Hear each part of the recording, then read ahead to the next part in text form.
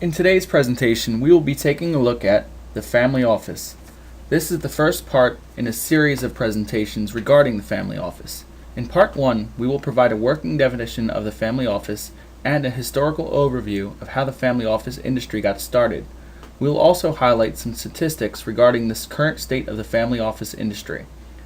If you come from a family of wealth, we hope that this will give you a better understanding of the family office as you explore the family office service model for the needs of your family. So what is a family office?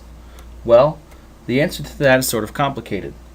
There are many professional definitions out there, and the reality is that your family office is going to look much different than my family office. But the definition we commonly use is that a family office is a full-scope, personal CFO solution specifically designed to help manage the day-to-day needs of a family of wealth. Full scope implies that the services provided are comprehensive. The core services are typically financial, tax returns, investment management, insurance coordination, and estate planning, but more often than not, the family office is engaged to provide ancillary non-financial services as well. These services can range from lifestyle management to family retreat planning. One key concept to understand with regards to family office management is that each family office you come across is going to be different because each family office is going to be specifically catered to address the unique needs of the family it serves. A family that still maintains an operating business is going to have needs that are a lot different than one that has already been sold or is in the process of selling. Likewise, a family that has substantial real estate holdings is going to have different needs than a family that has mostly liquid investments. No two family offices are going to be alike. The roots of the family office industry can be traced back to the Rockefeller family and John D. Rockefeller, who created his wealth investing in oil production and refining during the post-Civil War Industrial Revolution and the days of westward exploration in the United States. The team of professionals associated with the first Rockefeller family office was formed in the late 1800s to accommodate the complex needs of his growing business and the wealth he was creating for his family. The Rockefeller family office remains in operation today. The Rockefeller family office began as a single family office and later morphed into a multi-family office. We will discuss the nuances of these models in greater length in our second presentation, but for now, just know that the single family office is the purest form of the family office model, where the family office serves a dedicated entity servicing the needs of one particular family exclusively. The team of professionals that comprise the single family office are exclusively devoted to the investment, legacy, and personal needs of one family.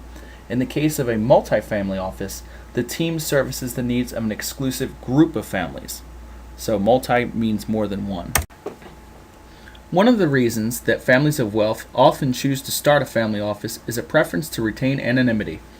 Employing a captive family office staff that keeps its business in-house can help maintain anonymity. Because of this, statistical analysis of the family office industry is tough to come by. There are some membership organizations out there that periodically publish research reports, and some universities, like the University of Pennsylvania, have teams dedicated on researching this relatively unknown sliver of the marketplace. But statistics should really be taken with a grain of salt. In terms of size, family offices typically serve families of wealth in excess of $20 million, and calculable fees on this wealth can range from 20 basis points to 140 basis points, with larger family offices charging less on average. The market of the family office service providers is relatively small, with fewer than 2,500 family offices nationwide. While many service providers are attempting to branch out into this family office space, research suggests that less than 5% of families with greater than $20 million of wealth are currently being served by a family office. So why aren't there more family offices out there? Well, there are many challenges with starting a family office. I'll touch on 4 of them today. The first challenge is that good talent is hard to identify and even harder to acquire and hire. The reality is that big Wall Street firms like Merrill Lynch and Goldman Sachs are able to offer a much more attractive pay structure, so qualified professionals are not easy to sway. In step with that, the second challenge that startup family offices face is that the cost of starting a family office can be very expensive. I've seen costs to start up estimates as high as $1 million for a full-service, single-family office. The third hindrance is that the end consumer, the wealthy family, often has no idea that this marketplace even exists. Most families are accustomed to the traditional way of doing things. The patriarch has his advisors, many operating in different buildings with different areas of expertise. The offspring hire their advisors, and there's little coordination across generations and between professionals. Cost aside, the family office is really a better mousetrap for most families, but unfortunately, most people outside the financial services industry don't even know that it exists. And lastly, there is no cookie-cutter approach to the family office, so creating scale is tough, and setup can be challenging and very time-consuming. The reality is that if you have seen one family office, you have seen one family office.